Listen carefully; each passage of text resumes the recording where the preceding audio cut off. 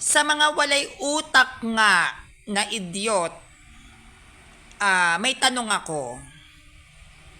Saan mababasa na ang mga protestanteng simbahan ay may kredibilidad para magturo sa salita ng Diyos gamit ang Biblia? Una yon. Saan mababasa na ang mga protestanteng simbahan ay may kredibilidad para ipaliwanag ang mga nakasulat sa Biblia? Una yon. Kalawa, protestante ba ang bumuo ng Biblia?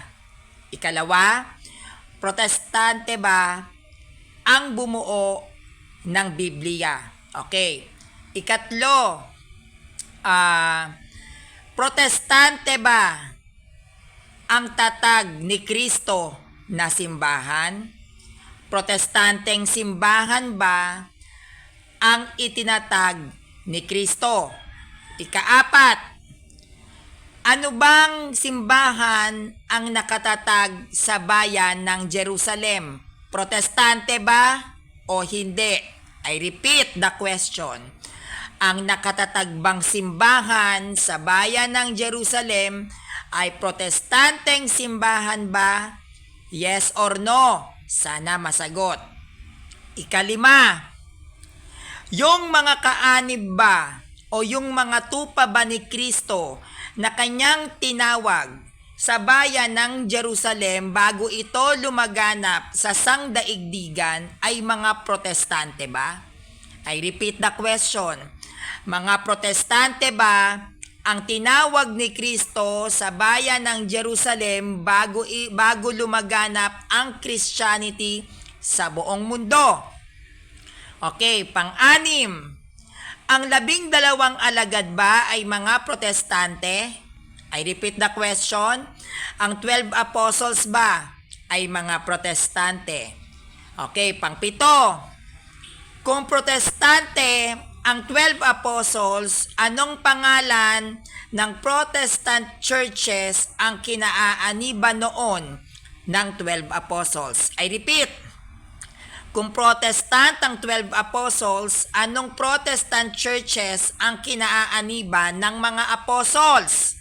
Kailangan masagot nyo yan. Another question.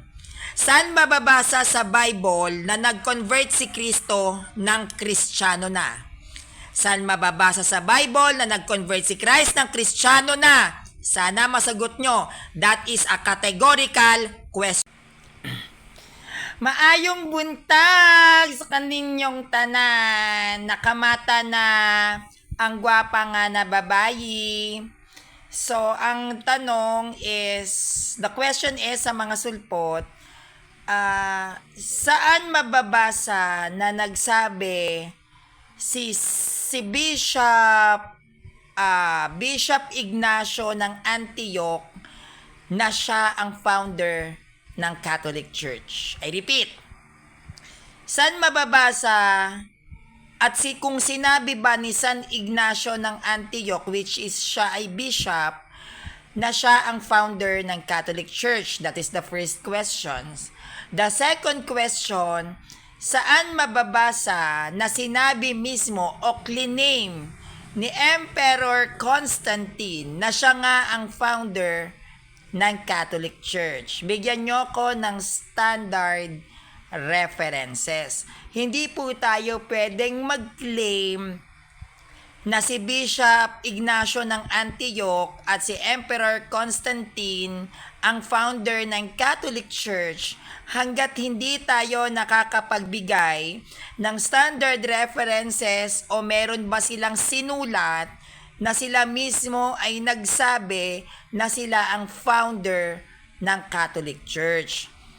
Sa mga nagsasabi dyan, saan mababasa ang Iglesia Katolika Apostolika Romana bago tayo magsalita at hanapin kung saan mababasa ang Iglesia Katolika Apostolika Romana, dapat muna nating hanapin saan mababasa sa banal na kasulatan kung sino ang bumuo ng banal na kasulatan na ginagamit ninyo na saan mababasa.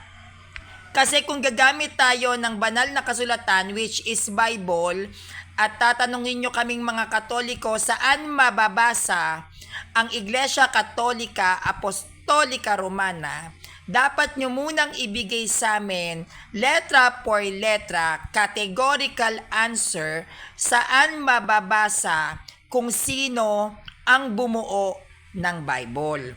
Para maging valid ang tanong nyo na saan mababasa, dapat nyo muna sa aming ibigay saan din mababasa sa Bible sino ang bumuo ng Biblia.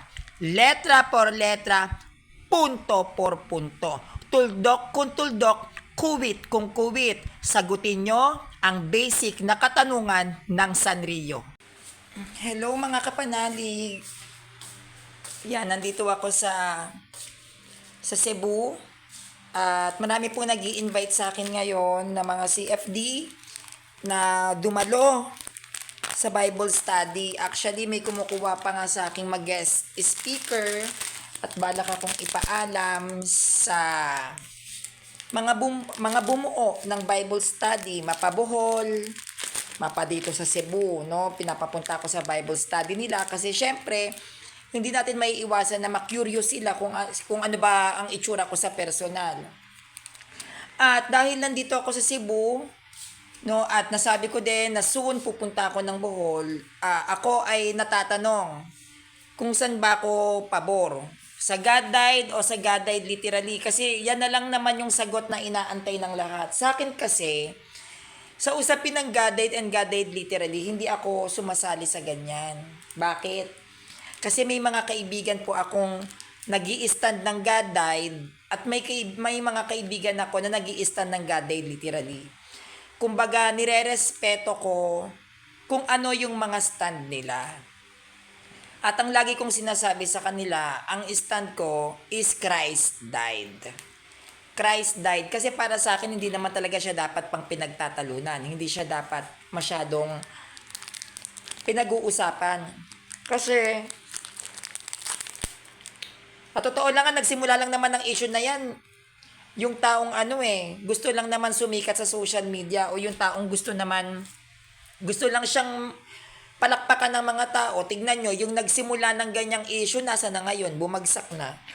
Kasi hindi rin naman maganda yung ganyang intensyon na pag-away-awayin yung mga Katoliko. Sa akin kasi, whether you are nag-i-stand ka ng God died o nag-i-stand ka ng God died literally, mahal ko sila.